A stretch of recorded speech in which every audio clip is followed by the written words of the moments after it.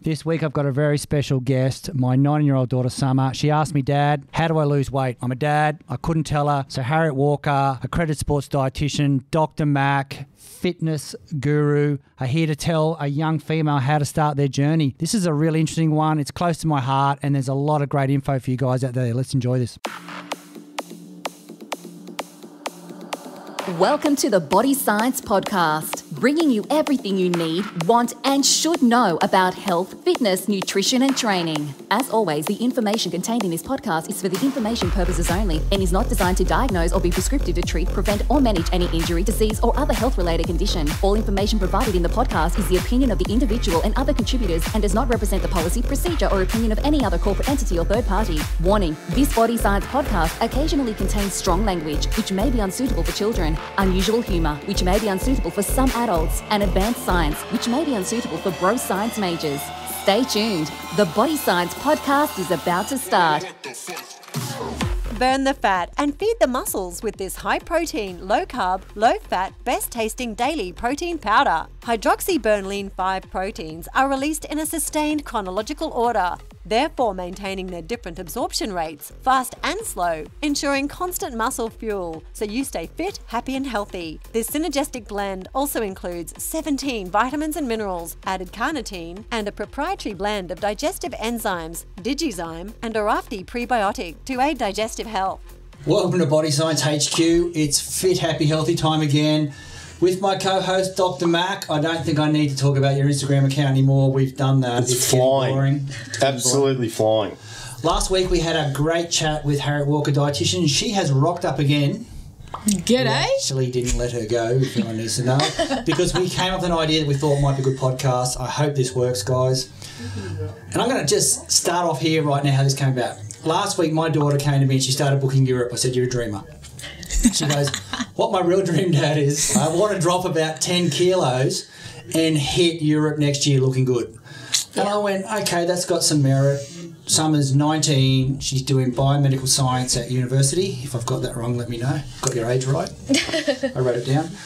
But what happened and how this podcast sort of starts is Summer said to me, what should I do? And I'm a dad, so you don't listen to what your dad says. So I'm like, hey, you know what? I actually don't know where I should send a 9-year-old female or a young male to go and work out what to do. Like, let's start that journey. Like, boys get a bit of bro science at the gym. Yeah, they're a lot 100%. more. It's a lot easier to get in the gym and learn a bit of stuff. But with Summer, and Summer's educated, she's not going to tolerate stupidity. Like, she's not going to... Which is a really great grab start. an ebook on something and go, that's what I'm doing. And I really didn't have a lot of answers. And I thought, while you're here, let's talk about what is out there for... I mean, let's be honest, it would be nice... I could go, hey, go and see Harriet, which I probably said on the night. But most people don't have the funds to do that, in a long-term method, like the journey. Yeah. Which, Mac, you love the journey, I know. Seriously, I think you've said that 3 times I already. said the journey to you, but the journey to where you want to get to. And that's a long journey. It's talking about next year in Europe. It's not... I want to drop 2 kilos for a dress size this Friday. Yeah, which is, again, a really good start. And look, I just want to put out there that, I put Harriet on the spot here. She didn't really want to talk about young girls losing weight, but this is a reality, Harriet. Like, this is happening. Yeah.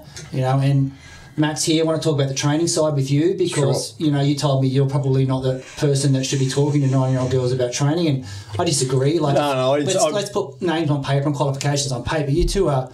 She's probably talking to 2 of the best in the industry at the moment. You're a lucky person to be able to do that. And I just want to bring in that I couldn't even recommend a website for people to go. It's actually really hard. And when you said it to me, my first reaction is, I spend a lot of time talking to mainly women about like trying to, enjoy their body for what it can do rather than what it can't do, and the body positivity and that sort of gig.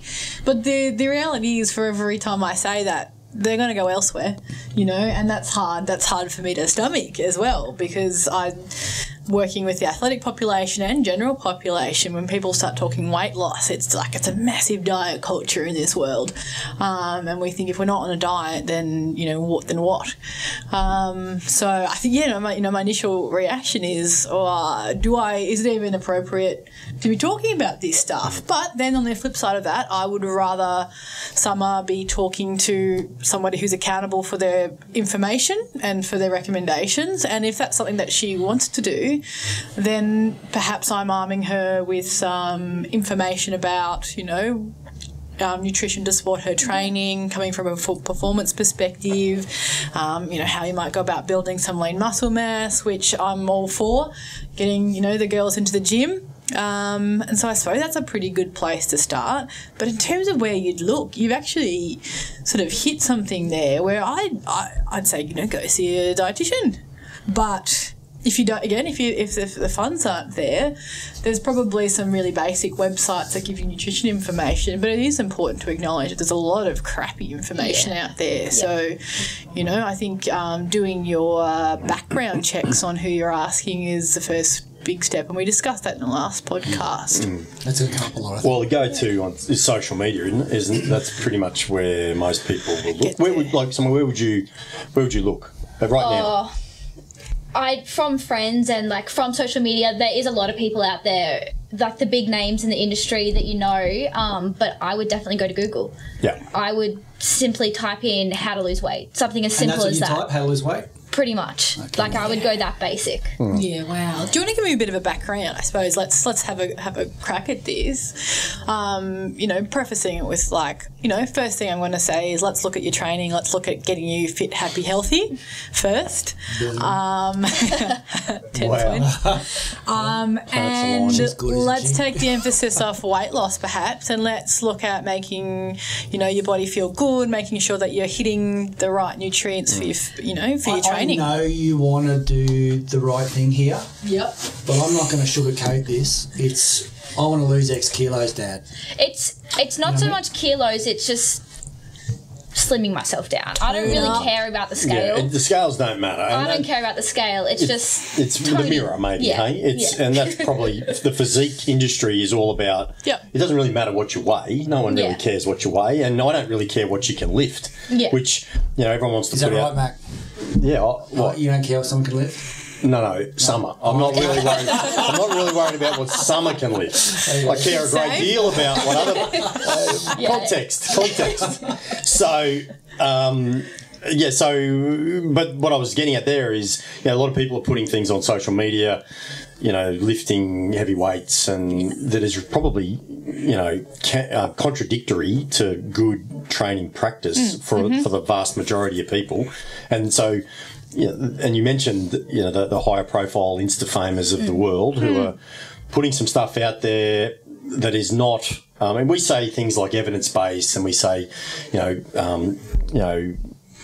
proper practice and this sort of thing, and educate individuals. And right now, everyone's a guru and everyone's an expert, and you can call yourself a specialist in whatever you want. And it's actually a bigger conversation around governance of. Information and who can put things out there. And right now it's the Wild West. Yeah. And right now we could do it right now. We could start our own account and call ourselves Johnny's Guruism, and away we go. And Harriet's Peach Booty. There you go. And we put the right sort of catchphrases and the right sort of images out there, and we'll get a lot of followers pretty quickly. And where do you start? And in terms of Google, I sort of kind of cringe in some respects around Google, because again, Google's the same. There's no anyone. Google's a legend. Dr. Google is probably the last place you want to go for most information, and particularly with respect to. Okay, can I stop you there? Yes. They are going to go to Google. Yeah, no. Yeah. So, what type of things should? Well, you guys, I'm going to catch you out of here. I hope I don't, but I apologise if I do. What should they be typing? They're going to Google. What should they be typing in Google?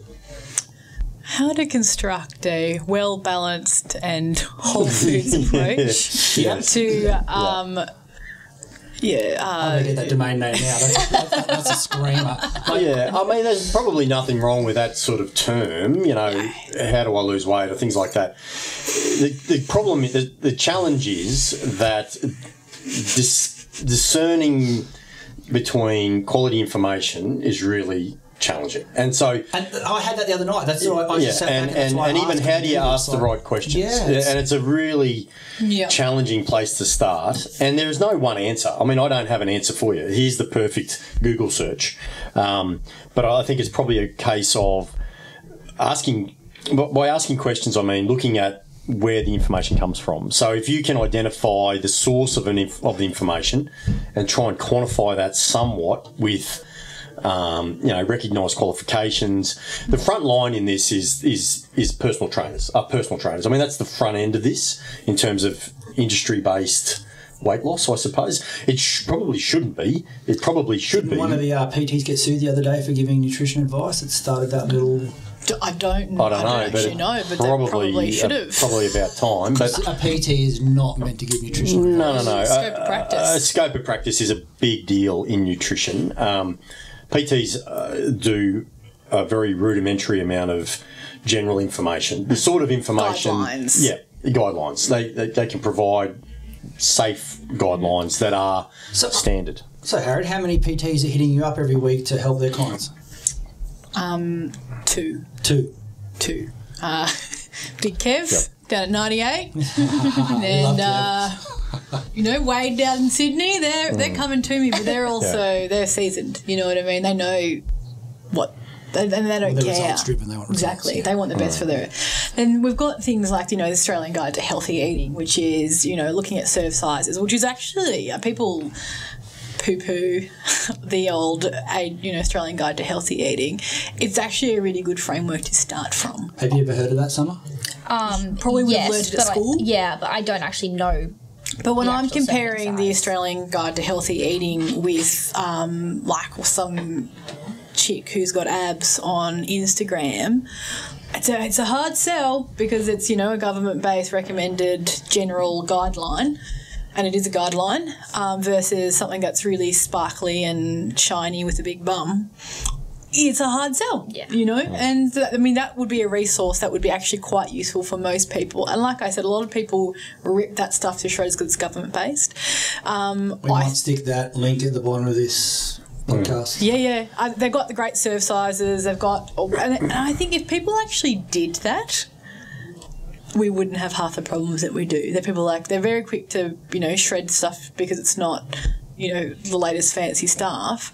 But it's basic information. It gives an idea of serve sizes. It gives an idea of food groups. And most people don't even... They try to get really tricky. Like they're adding spirulina to their smoothie before they're having, 5 serves of vegetables, which is the big problem here. So as a resource, it's quite a nice one actually. And they've, it's got pictures and it's got a good guide. And actually it would be something that I would refer if someone is, short on cash. It's free.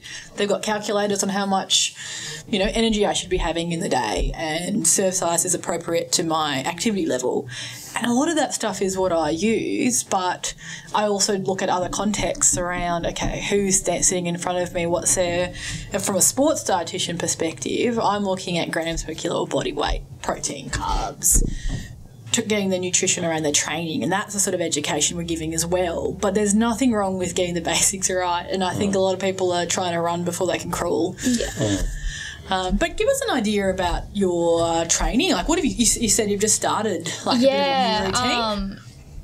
Yes, I used to be quite active, and then I stopped most of the sports I did, and that's where I found that I put on a fair bit of weight from that. So it's just, I'm really looking just to strip that back off. So I've started off with, I do interval training just at the gym, couple of times a week. Awesome. Sometimes I'll just go walk on the treadmill with incline, maybe run if I'm really feeling up to it. But I think my biggest downfall is definitely my diet. Mm-hmm. I'm not the first one to say that I have a very bad diet. So, yeah, I think that would be my first step, turning that around and finding out the best way to do that. And you know what? That was a classic how question. And that's where I'm at with this. Like, someone said, how do I do this? How do I, Yeah, like it's a big problem. Yeah, 100%. And the first thing I would be doing is going through their diet history. One of the first things, looking at background. I look, okay, what are you eating at the moment? Give us a little bit of a diary. Keep a food diary for a week, and then I can have a look at that and assess it. So is there any dietary... Have you got a food diary on your website we can download? I can pass a link on for that one, definitely. So that will be at harrietwalker.com.au. .com.au. You'll be able to grab that, guys. Yeah, 100%. And that's important, to document where you're at now. Yeah. Okay. And even using apps like MyFitnessPal is a good... They're not gold standard, but it gives you some prompts. So first thing, I'm like, what are your dietary considerations? Well, I'm vegetarian. That's probably pretty important to put out there. I would say I possibly have a sugar addiction. I eat a lot of sugar. I do still usually have pretty good dinners. I'm still living at home, so I still have the nutritious dinner Mum cooks. Cereal for breakfast most mornings, which gets frowned on a lot. What's your go-to, Summer? What's your cereal? Just the usuals, rice bubbles. Oh, yeah, the good ones. Cocoa Pops? Yeah. No, not Cocoa Pops. Not some Nutri-Grain. So I have got Nutri-Grain in there quite a bit. But yeah, and lunch is my biggest downfall. Finding I'm not too keen about cooking, mainly because I'm really bad at it. Even when I follow the recipe, it doesn't usually work out too well.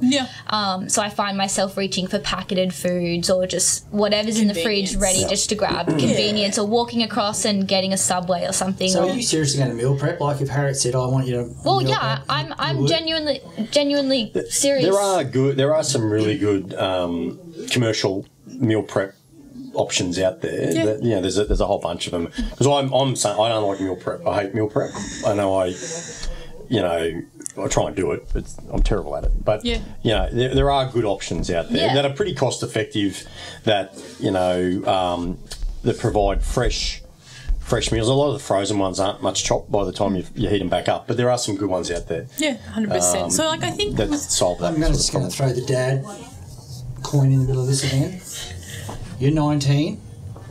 How many meals a day are you going to buy from a company? Well, it might only be one. You might only need one. Yeah, I it's zero, probably couldn't afford to do most of that. So that's another great concept and idea, but I'm being realistic here. Like as a dad, if you're fully committed, which at the moment I really am, I am prepared to meal prep. It's just... It can't be anything too complex. It has to be the basic because... So I think the first thing is getting people to actually understand what their usual intake looks like. And the first thing I'm looking at is, okay, basic, can you identify what a good quality source of carbohydrate is, what a good quality source of protein is, what a good source of fats are? And then I'm providing education. I'm providing a bit of education because some people might not even be able to do that, which is totally fine. If I provide you with a meal plan and you can't really understand what's going on, I'm setting you up for failure.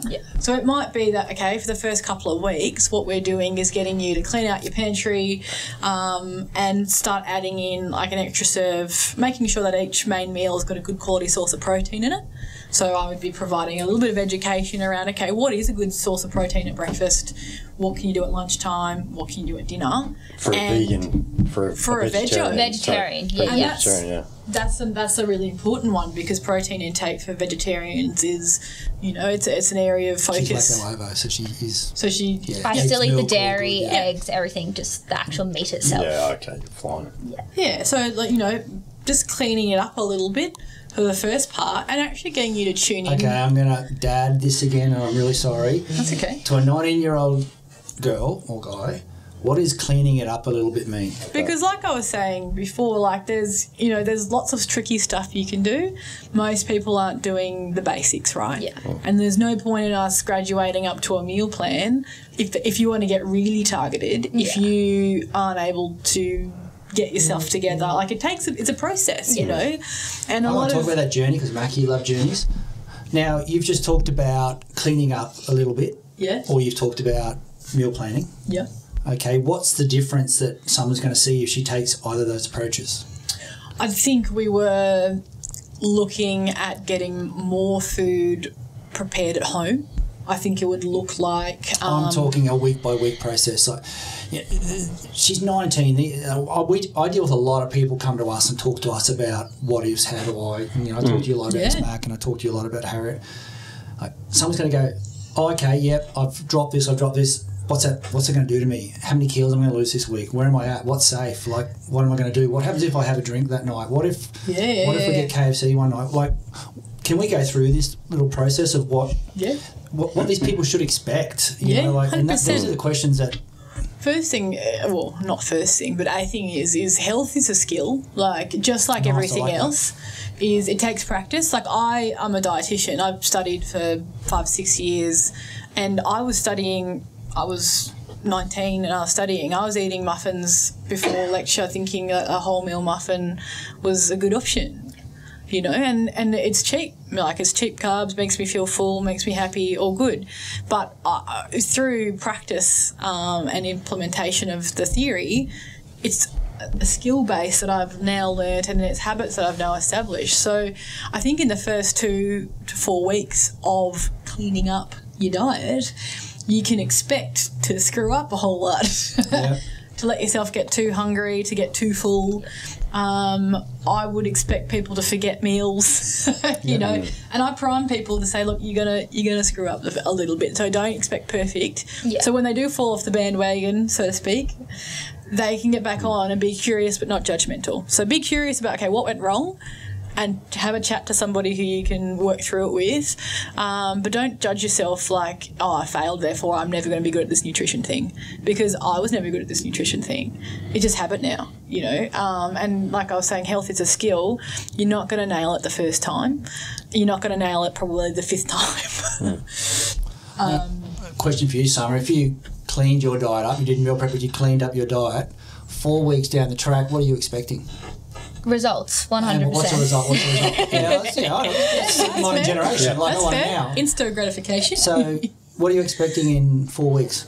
Well, I'd expect to hopefully notice some form of difference, not necessarily. Let's give some numbers on some. Well, I wouldn't look at the scale, so I can't give numbers. That's a great answer. Well, that's the answer these two are going to tell you. Thanks for wrecking that. But from a young human's point of view... No, but you know your body pretty well. If you looked in the mirror, you'd be able to tell if something was different. But if I cleaned my diet up, I know I would probably feel better as well. Eating the better food, you'd feel... I'd get more people wholesome, to I guess. Tune in on cues like energy levels. I would expect them to feel more energetic and be able to get through their training sessions a little bit better.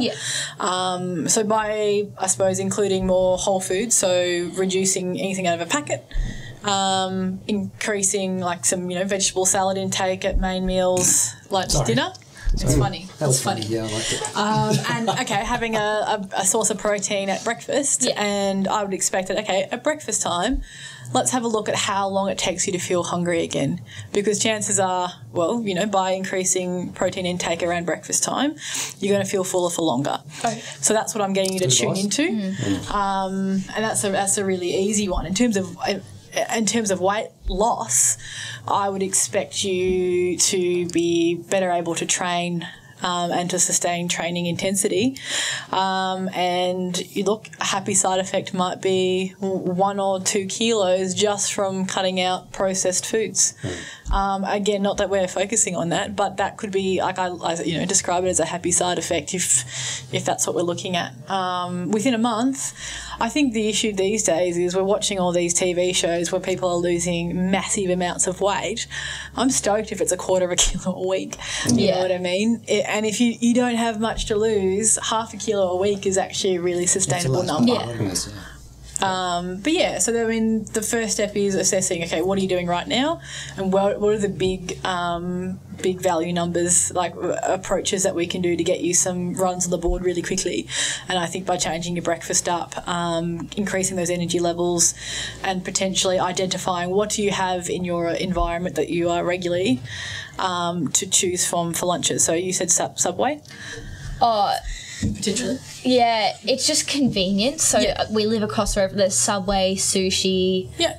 And so I'd be, okay, look, instead of getting the foot long with just meat and cheese. Let's get you to get the salad with double chicken and a water or something like that. So I can use what I know you have in your immediate environment to improve your diet. So there's plenty of people I work with who are not about to meal prep and who are really busy and they're travelling a whole lot. Yeah. So part of it's educating, okay, what can you identify, start looking for in your environment that's going to be better than what you're currently doing? And a lot of the time there is a lot of stuff like Macca's is always around the corner, like wherever you go. So it's like, okay, if we're going to Macca's, salad, double chicken, no worries, I'm going to jump back on more of that in a second. No, I was just going to say, and it's all, I'm all about giving people, having people buy in, right? So there'll be some things that you absolutely love, right? It might be a coffee in the morning. It might be something that where can we make some changes? Yep. And then what are some things? It's a bit of give and take, right? Because if we come in and go, okay, you know what, we're going to turn the world upside down, no more of this, no more of that, you have a sprinkling of this and a sprinkling of that, you just go, nah. It'll last 2 weeks. Don't think so. Yeah, and that'll last for a week or two, and people go, oh, meal prep, oh, geez, again, because it comes around all the time. And so people will definitely, the compliance goes out the window. Especially with lazy food prep. Like when you prep the same meal 3 times in one day, it gets tired very quickly. Well, yeah, and so I could eat the same thing every meal, every day of my life, and it wouldn't worry me one bit. Is that right? Yeah, no problems. Whereas people like variety, and I don't. It doesn't worry me at all. And so you need variety, or it might be, I don't know, there might be something that is something that you really, it's part of your life that you kind of, if there was something anywhere. You said, probably, I don't know, not the rice bubbles or whatever, but something that you said, I really like to have whatever. And it might only just be once a week. It might be a treat. It might be whatever it might be. Anyway, I'm not putting you on the spot, but there might be something. And so we go, okay, well, you got to let people have a win, or let people have something. And so let's work that into the overall week. Yeah. Have you got something in mind? Oh, nothing in particular, but being able to know that I don't have to strictly no the world doesn't have to be like turned that. upside down. Exactly. Yeah. And easing into it. And here's my next question for the summers out there. So you've just said I don't have to, if occasionally things go wrong and do this. So let's jump on training. Yeah. Okay, so people often bash themselves training-wise after they've had a good feed. So what can Summer expect from training? How should Summer look at potentially... Obviously, get a PT, kids. Like that's a great way to start. Well, in a perfect world, but again, there's a cost factor with that, right? And get a dietitian. And maybe we need to look at how those two merge one day. But let's just go and talk about like what should Summer look at from, like we've talked about the food side. Yeah. Okay, so obviously, kitchen's very important. How important is the other side? Well, it's super important, but I think. Actually, it's probably, if it's a weight loss thing, it's probably 70% nutrition. Yep. And it's probably only about 30% exercise, really, in the big scheme of things.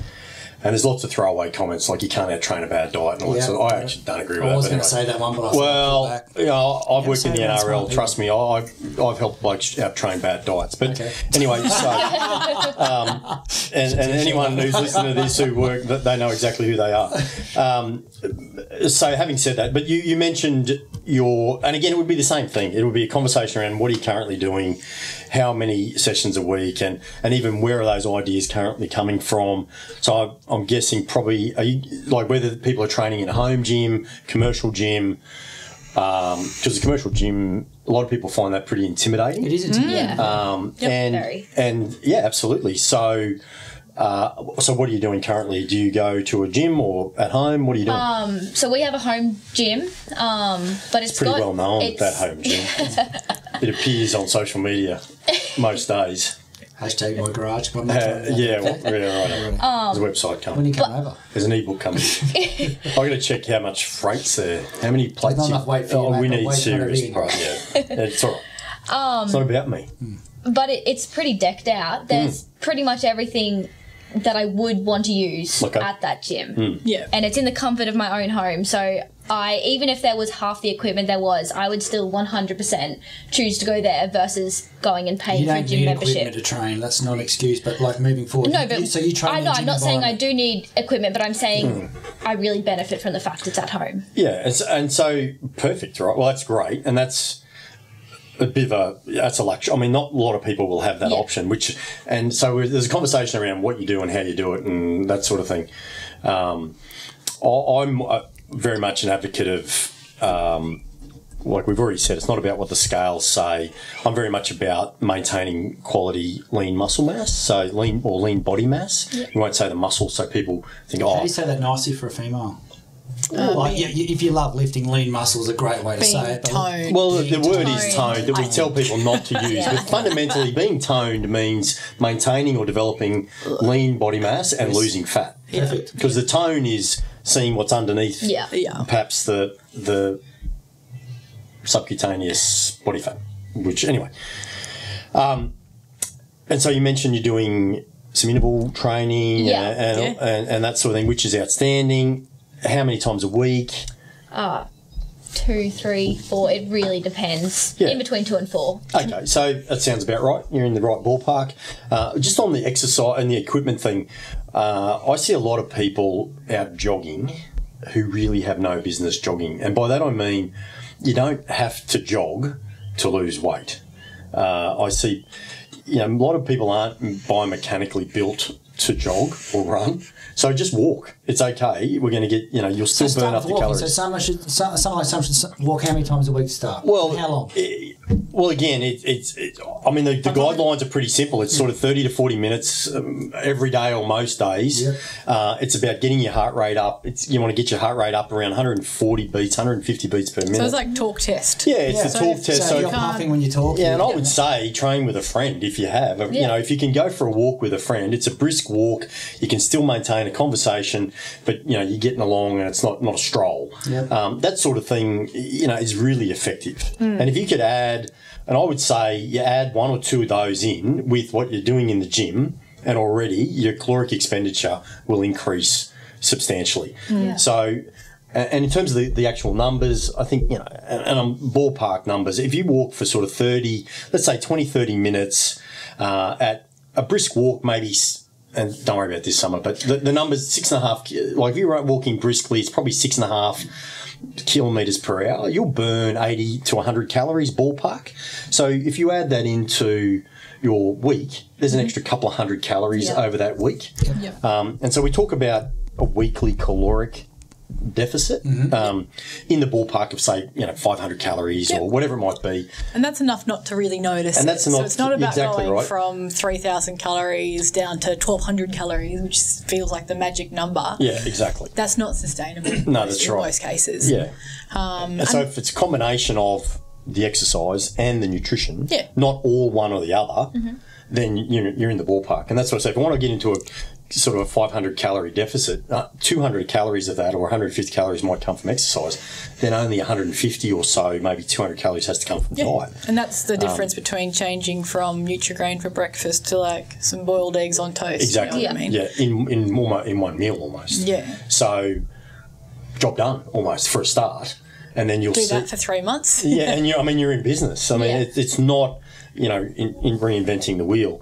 And in terms of initial weight loss, a lot of people we see on TV, it's a lot of fluid loss. If you shift around mainly your carbohydrate intake, so carbohydrate is stored in your muscles as glycogen.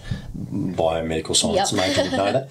So, and this is off track, but the keto people often lose a fair bit of fluid up front because they take all their carbs out.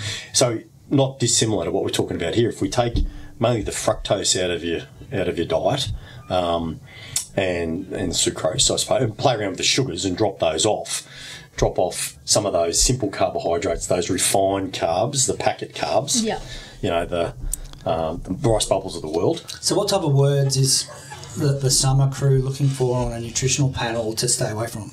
with what Mac is talking there? The first, I'd break it, reading a panel down into two parts. One would be looking at the, energy intake, protein, carbs, fats, and then also looking at the ingredients list.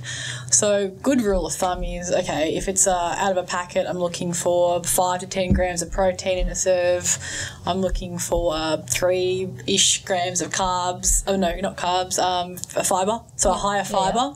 That indicates to me that it's a high fibre, high protein. And then I'm looking at the ingredients list and going, okay, how many ingredients are actually in this product? Is it 15 and the last 8 I can't actually spell myself, or is it 5 or 6? Yeah. And that means you're already looking at, okay, can I read it out loud? And is it, are there lots and lots of ingredients, and are 5 of those different varieties of sugar? Okay. Because there's lots of different ways to label sugar. Yeah. Lots of different numbers.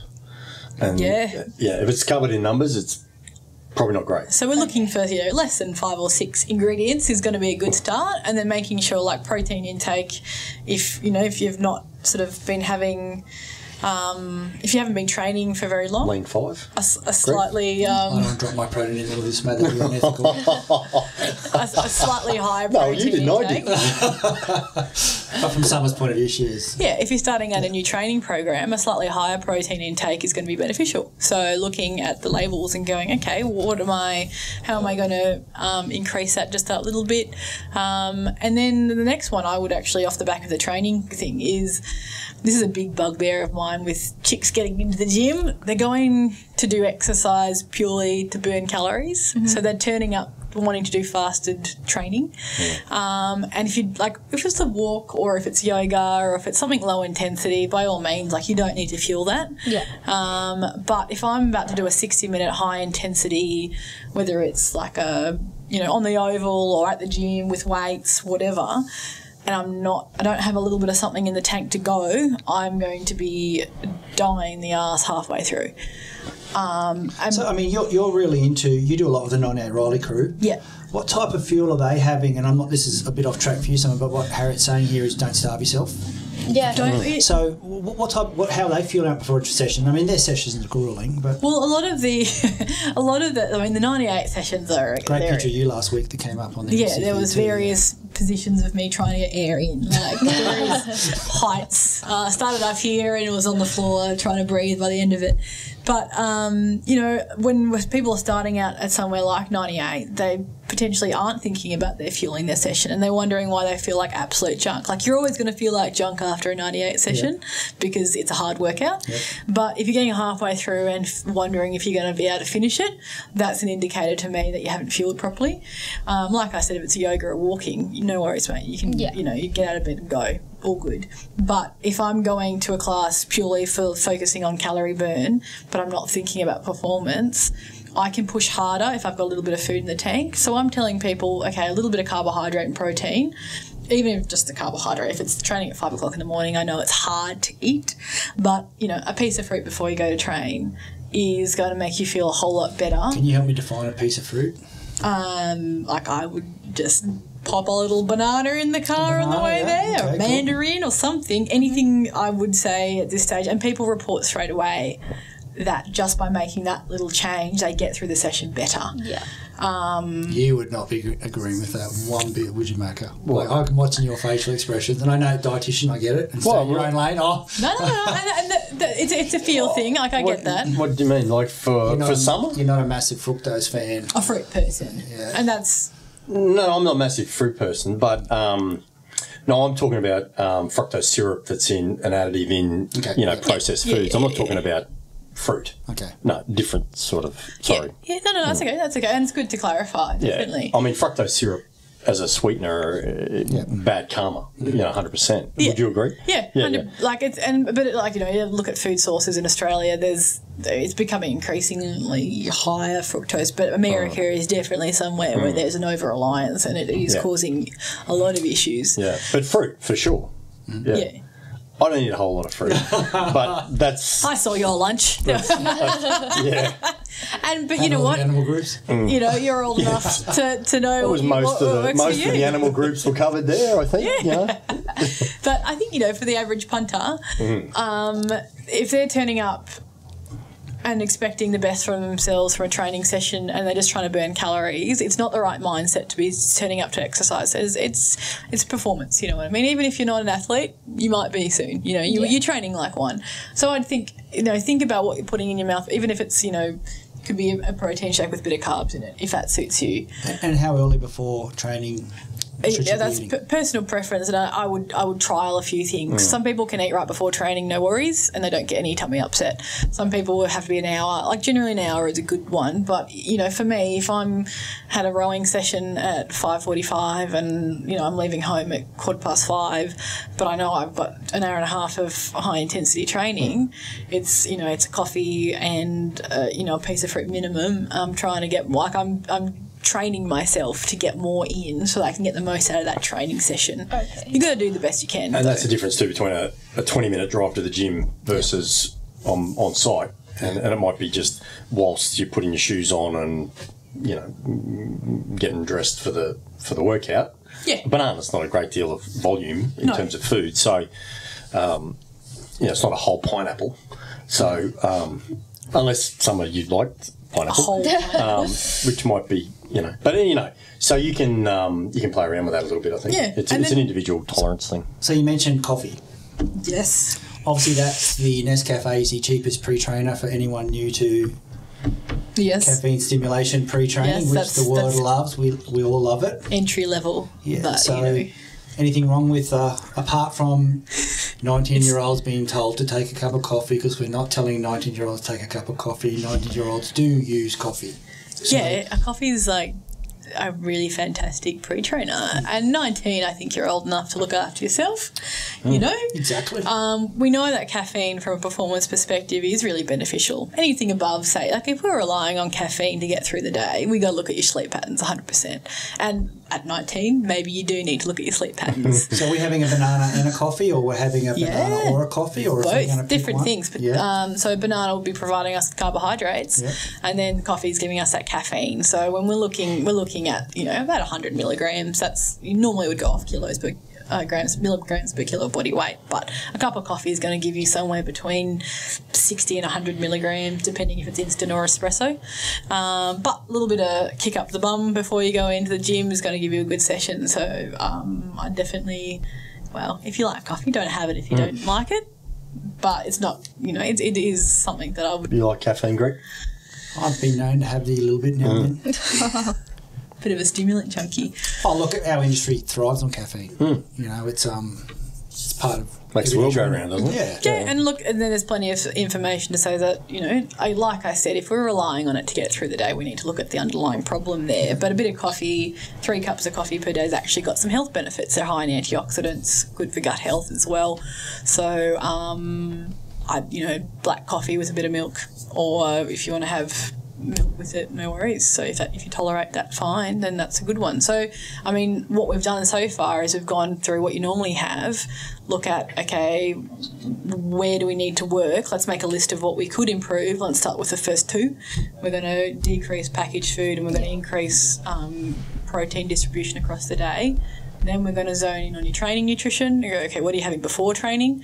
And then the next step is, okay, how are we going to recover from that session? Okay. And if it was a like I said, yoga, walking, you don't need to recover, no worries. But if it's a 98 Raleigh Street thing, I'd be trying to... What is it called? The garage? If it's a garage session... Oh, my garage, yeah. Hash card. That's just my garage. Hash card, my garage. Yeah. So if it's a my garage session, they're pretty solid sessions, aren't they? There's not a lot of morning sessions at my place. No, they're evening sessions. We do other things. But so when do you tend to train at night? Night, yeah. Yeah, night time, okay. Not a massive morning person. No. See, that's where the coffee banana theory is good, because if the long-term goal here is you do... Oh, I'm gonna get crucified for saying my daughter wants to lose kilos, but she wants to lose a few kilos. So she's going to get up, and a banana and a coffee is probably a great motivator to go, okay, now I'm going to do my thing. Like I'm prepping myself for where I'm going, what I'm doing. Yep. So I personally am not a massive coffee drinker. Yeah, and that's fine. Is the banana still great on its own? The coffee's optional. I'm just a junkie for coffee. Yeah, the skims are optional. Some people like them. And sensitivity. Some people really don't do well on caffeine. So Do you Yeah. use anything pre-workout when you train? I not pre-workout, but I do use the hydroxyburn shred But you don't use it around training? before training. Before training? Well, that's pre-workout, sorry, yeah. Yeah, pre-workout. I might put a few basic definitions up under this one for people to look at. Pre-workout. Yeah, just a few keywords and a few things and you it's touched important to look at, you know, where supplements fit. Yeah. And I think that's a really And I don't think that's a starting point for anyone on that journey. I mean, you've got to get the base right. No, you got to get the I base. mean, we always say food first and all that sort of thing. Yeah, exactly. If you got your food and training, Well, right, it's supplements. They're supplemental, right? Exactly. It's the 2% extra, you know, depending on what your base is, and that would be something that we could discuss later on. But I know there's teenagers asking me, what supplements do I need to take? Like, I'm working with a young netball team, and that's one of the biggest questions. What do I need to take? But I'm like, okay, are you sleeping right? Are you eating right? Are you training right? And then we get to talk about you have to earn your Get the basics right stripes. first. Yeah, 100%. What's your sleep like, Summer? I actually sleep pretty well. Yeah, it's good. Yeah, I definitely Are you a get. scroller nighttime? Yes. How many hours a night? What's your minimum? Do you think that you need? Minimum to function? sleep or Yeah. I need my sleep. I wouldn't function with less than 8 hours. Right, okay. Yeah. Which is great, and that's a really great start. I do see a lot of people, like, what, you know, it's a bit of a cycle. They're fatigued, they're, you know, abusing stimulants, caffeine, coffee, Red Bull. Do you know anyone who does that, Greg? Nobody. Me either. I need to hang out with your friends. I don't have any. And it's acknowledging the impact that a good quality sleep has on weight, because we Okay, know, that's interesting. Let's talk about that. 100%. So we've got the kitchen going, we've discussed, we've got the training going, we've discussed. Now we're going to talk about how people sleep for what? Big one. Oh, man, last time I did a weight cut, I added an extra hour of sleep. That's an extra hour of the day I'm not eating. Plus my hunger levels are better controlled. So I find with a lot of younger people, especially students, they might be up, they might be working late, they might be up just, you know, having a scroll, unfortunately. Yeah. And that really impacts their sleep. But what is less sort of discussed is the impact that, I don't know, we've probably all felt that when we had a bad night's sleep, the next day we are craving carbohydrates, we're craving sugar, and our body is, you know, calling out for that instant gratification. Yeah. Once we can get that sleep pattern under wraps, because we know that, I think there's one study that I was reading, as little as 1 hour less sleep from your normal routine will increase your ghrelin, which is that hunger hormone that we hear a lot about. Increase your hunger hormone. So getting people to tune into that and go, oh my God, yeah, I am actually really hungry when I don't get a good night's sleep. So it's twofold. For one, it's the drive to eat is increased when we're not sleeping properly. The types of foods that we crave when we're not sleeping well is there, and plus our motivation goes down the toilet when we're not training, like when we're not sleeping well. And then there's the recovery. If you're doing a good quality training session and you're not sleeping well, it does impair recovery as well. So I mean, it's and then for every, you know, hour that, like I said, that you're sleeping, it's less opportunity to eat. A bit of fasting, you know. So sleep. And there'll be blocks, like exam blocks and things where you know what, you just got to do it, right? Got to do what you got to do. And I think people just got to be flexible around, or realistic around how the life works. Yeah, You know, it's not perfect. You're not aiming for perfect. No, and the sleep is massive. The ghrelin's a big one. So ghrelin, I don't know if you've covered this at uni yet, but ghrelin's a hormone, comes from your stomach fundamentally, and when it's empty, ghrelin goes up fundamentally, and so it will drive hunger a lot. So so sleep lack of, or a drop in sleep will influence your ghrelin levels And decrease your training. So your body's outputs. working against yourself as well as being sleep deprived, and the accumulation of that over like one night here and there, not a big deal, but over say 3 or 4, 5, 6 consecutive nights, you're in this almost sleep deprivation sort of scenario, and that's where you'll start to see the impacts of all sorts of things like cortisol, stress hormone. I'm sure you've heard of that one, and then there's a knock-on effect with a range of hormones. There's one, neuropeptide Y, which we talk about all the time. Salty food, sweet food cravings. So you're tired, you think you're hungry, your body's telling you, you need to eat sweet things, and so your body works against yourself. So we talk about sleep hygiene. It doesn't mean clean bed sheets. It means just trying to have a pattern. Yeah. Just have some habits. Yep. The worst habit in the world is watching TV in bed and being on your computer and the whole. I always get it wrong. I think it's the blue light. Yeah. Is it the blue light? Blue Yeah, light. it's the blue light that is counterproductive.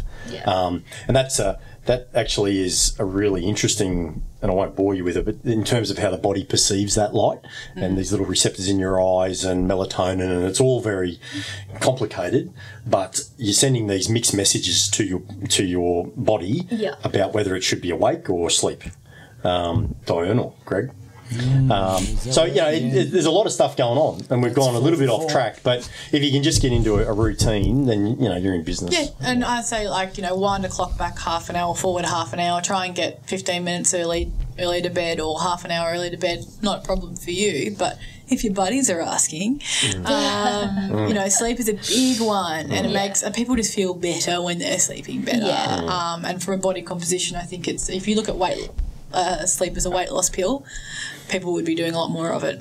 So if I googled what did you say? Lose weight? How to lose weight. How to lose Real weight. Basic. How many What have you done? sleep recommendations are going to come up? Hang on a second.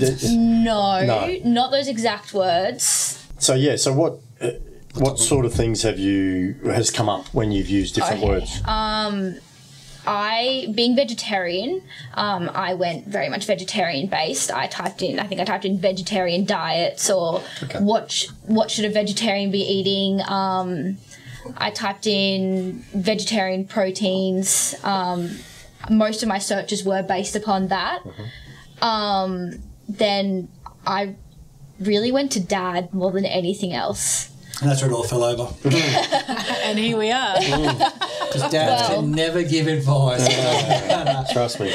Try and talk to my kids about training. Yeah, exactly. Yeah, well, I didn't want to solely rely on Dr. Google, and I do know that you can't trust everything you read online. And in this industry, I'm sure there are a lot of people who are saying things that aren't necessarily the best things to be saying. So that's why I came it might to work for them, and as we said. Oh, I'm not saying there's anything wrong with that, but I just wanted to double check that you and that's agreed really, that's the right things I should be doing. I think you're beautiful the way you are. Thanks, Dad. and that's what we were all going to tell you. But so I think we've got a couple of takeaways there for you. So our first thing would be, do a food diary. So Number you actually diary. Okay, we got it. Yeah, number one, do a food diary. What are you actually doing right now? Number two, do you have a good quality structured training program? And you know what? Some of the easy download ones are actually not so bad. There's some decent resources. Yeah. Can we you drop can't go a few too far resources wrong at the bottom of this? Probably, I have to have a look, but you can't go too far wrong because for the vast majority of people who are sedentary, who don't do anything, who are starting from blank canvas, anything is better than nothing. So you just can't go wrong. And even if, something's become pretty popular is even just little 10-minute walks. A couple of 10-minute walks throughout the day. You're still getting your 30 minutes. There's a build-up, there's a cumulative effect of that. So where people go, I don't want to go for 40 minutes for a walk. Well, don't. Go for 2 15-minute walks or, 2 20-minute walks or whatever it might be. And it's pretty easy to get a 10-minute walk in, even at work, even for people working. Active travel. Exactly. Sarah drops a really good little podcast on that now. Our live series, which says get off one bus stop early. There's good sort of things you can do, and if that's all you do, well, that's great, and that's a start, and you'll see change with that. And then if you're fortunate enough, I think resistance training is great. If you can do some circuit type work, you can maintain. So there's another story around lifting something. Yeah, but I mean, you might really enjoy it. I mean, a lot of people who are a little bit intimidated at first, that's what I'm saying. Like, people actually find it doesn't have to be, you don't have to lift 1 million kilos. Start easy. Just get some resistance work in, and there's a whole another story around just maintaining. I had to go buy some 1 kilo dumbbells. Lean. Well, for who's that for? For that? For some. Are you sure? Yeah, well, that's what I said. Are you sure? That's exactly what I said. Are you sure? But maintaining. So maintaining muscle it lends itself to your overall metabolism, and there's a lot of reasons why muscle's really important for just maintaining. People say muscles burn fat. Let's muscle what? Muscle's not burnt. So fat's burnt muscle. So I got all excited then. So where does that sit with kids? Is that what was the question? Sorry, I didn't understand. Fat's burnt in muscle. Fat is burnt in muscle. That's why you get muscle mass, lift stuff, do things. Well, I suppose the two, like, you don't convert fat into muscle. They're two completely different tissues. I'm sorry. Well, that's the utilisation of energy. I'm more talking on the line of why a young girl would start lifting weights. So I'm talking about versus going for more. The progression. So, I mean, there's a slight increase in metabolic rate because muscle requires, it's a metabolically active tissue. It requires energy to be maintained to an extent. The more lean muscle mass that we have, it increases our metabolic rate. So when I say metabolic rate, the amount of calories we burn just sort of sitting down in the day is actually increased when we've got lean muscle mass. Quite simply. So you're not going to get like, one of those things is like, am I going to get bulky doing weights? I've been doing weights for probably 10 years now. Yeah. I went from doing Les Mills, Body Attack and running marathons, being a mad cardio junkie, to lifting. I did body pump to start off with, and that was my entry level, like, how do I do this? I remember doing a chin up on, with most of my body weight displaced, trying to so it takes years, and I'm still trying to look muscular. I haven't quite got there yet, so people worry about. But part of the tone up thing, you said, you're feeling good and that sort of thing. Part of that is maintaining, and I don't like the word building, but utilising muscle, and there's a bit of balance, there's a bit of everything, and again, you can't go too far wrong. It's not like you're going to hurt yourself, necessarily. I caveat that comment with, I was waiting for that. Well, there is some crazy stuff you see. People standing on Swiss balls and swinging things around, and I think within reason, what we're talking about here is just keep it simple. Just keep it simple. Get your kettlebell, do your kettlebell squat. Do things like that. You can't get too far wrong. Use your bands. Yeah, use your bands. Do all that sort of thing, and you can't go wrong. It takes time to build up strength, and you're not going to, I suppose, and this is something that people keep saying a lot of these days, you're not going to get too big doing weights. It is, going to increase your metabolic rate. You are going to look better in a bikini when you're doing a bit of weights, and if that's the goal, then so be it. But, any kind of resistance training, even invest in one PT session to get a bit of form down pat, and don't expect to be doing what the Instagram chicks are doing. It's a big thing now. It's a bit of vanity to be able to do a 100-kilo squat or whatever. You don't need to be doing that stuff. You need to just keep it simple if it's entry level, and progress. Start where you are at. Use what you've got around you, and build up from there, because it feels good to be strong. I think that's one of the biggest things. Is I swapped from exercising to training, because it felt good to feel strong. I actually got more confidence out of myself being strong, and I think people approach me differently because I hold myself differently having done weights. That's a side effect that I don't think people talk about necessarily as much, but it is. It's a confidence thing for me. Being strong and powerful, knowing I can hoik my boyfriend home from the pub on the weekend, Wow. Quality. Okay. Piggybacks around the house, hates it, but Macca. I'm not even going there. I have no comment. I don't piggyback anyone at my house. No. You got a man, you got a gym, There you go. So there's a couple of quick points. Yeah. That weren't so quick, but. Do you have any questions? Yeah. What would you? Where are you at? What's your most confusing thing with nutrition? Can I ask? You go. I thought you were struggling a bit, but so I ask, what are you going to start tomorrow? What's the difference in your plan from after this? I feel even more put on the spot from that. Well, I definitely know that I have to fix the diet, and you said it was as simple as displacing my cereal for something like eggs on toast, and I'll already notice a difference long term. Walking, so simple, and you can walk while you're doing other things as well. Get out of bed. You don't have to get out of bed at 4 a.m, right? You don't have to get out of bed at 4 a.m. I know we're very lucky. We live... Unless you do the Harriet piggyback by mattress or... Well, that's different. But you don't have to get out of bed at 4 a.m. I think, and we're lucky. We live in a part of the world that doesn't snow. You know, I know where you live. It's pretty close to the beach. It's pretty easy. It's not a tough sell. Yeah, you know, you can get up, you can have a look. You know, watch the sunrise, and life's pretty good. So I think those are a couple of things, and not every day. You know, 2 or 3 times a week, as well as your Arvo sessions in the gym. And I think you're travelling pretty well. Yep.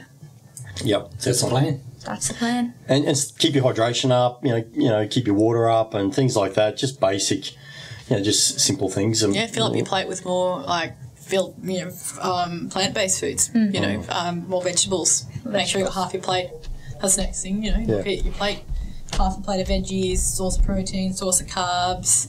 Bit of healthy fat. Is tomato sauce a vegetable? I just trying to qualify that for someone, that's all. I'm not a fan of it myself. That's a big no from me. Okay. Just quickly, when you say good source of protein, good source of carbs, what would be really? Nice question. That's a great question. For a vegetarian. So I can't just go meat for protein. Yeah, definitely. And there's plenty of great ways to get protein from plants. So one thing we would be acknowledging is that the protein that you get from animal sources is complete protein, so it contains all the essential amino acids. So if you think about amino acids as like the letters of the alphabet, you got the full suite, you can make a whole lot of different words. Yeah. Same with proteins, you've got all the amino acids, you can make a whole lot of different proteins. Nice way to put that. Yeah. That's my job. Job done. Job done. So when we look at animal products, we're getting the full sort of suite of essential amino acids, but plants we need to profile because we might get 6 from here and 3 from there, but we're not getting them all at once. We just need to be a bit more aware that plant-based protein is a little bit incomplete, but that doesn't mean we can't do a really great job of getting protein. So I'd say the go-to ones would be eggs, dairy, so like yogurt, whole yogurt is a nice one for breakfast, put it into your smoothies. Then we're looking at things like legumes, so they're mainly probably more a carbohydrate source, but when we're talking to veggies, they also give us a good amount of protein. So legumes, and again, nuts are probably more of a fat source to the general, non-vegetarian population, but for a veggie, we could look at nuts as giving us a small amount of protein as well. So once you know how we get that protein in, it's about building it up, profiling them, making sure that we're getting all, and that takes time as well. When we're making dietary changes, we've got to be aware of what the implications are with that. And so for vegetarians, it's the protein is probably the biggest one, and the essential fats. So what we're not getting in from animal products, we might be missing out on some of the the fatty acids there, and just making sure that we're across using nuts and seeds as healthy fats and sort of olive oils and avocado,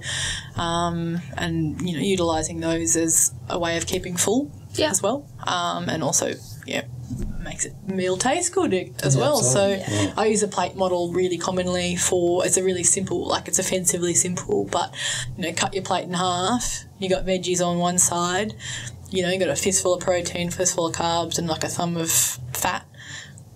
It doesn't matter if you're vegetarian, vegan. Not on my plate. Not on your plate. Not on my plate. That's the second plate.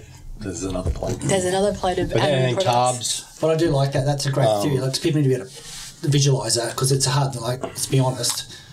How many nutritional panels are you going to look at? How much research are you going to do? If you can look at your plate and go, yup, tick, great. That's your first step. That's the easy visual. Have you got a drawing of that we can look at? I've got that on my website as well, so I can give you some links for that. harrietwalker.com.au. Well, that'll be at the bottom of bodyscience.com.au/podcast, so you get there. rock and roll.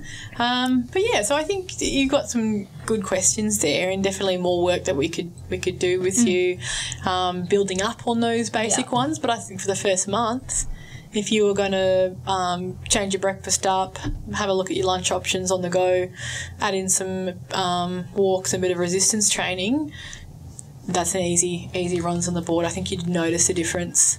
And maybe we can check back in. Yeah, I think we should do a little follow-up. Sounds good. Not putting you on the spot or anything. But if there's no podcast in 4 or 5 weeks, it didn't work. Right.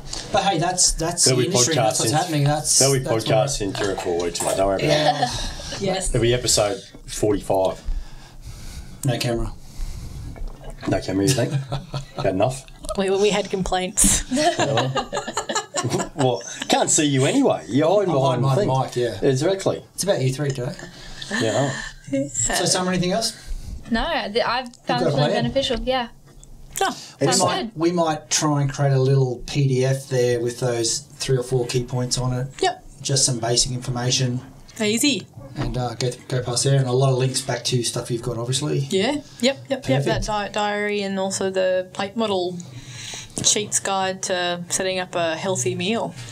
And I might even push you a little bit to create some type of closed Facebook group and stuff that these people can come to, and might talk about how we can make that happen. Yeah, 100%. Happy. Yeah, we'll work out what that means, how that happens. Obviously, Summer, you can document some of the issues tomorrow that we can look at, because we live in a world where everything's perfect and beautiful and it happens and life's good, especially your life, Macca. We know that. Yeah, flying. So, guys, Life is good. LG. I want a fridge. LG, I think everyone's carbohydrates getting low right now. Yeah. People are starting to wane. Walker, dietitian wants a fridge from LG. Yeah. I'm just going to put that out there. I know my partner won't be happy about that because he'd say I want the fridge first, but Harriet, it's all yours if it comes. Nice. Pick her, I'll wrestle you for it. I'll back you in. I know where the fridge is going. I'm scrappy. Ice maker? No, sorry.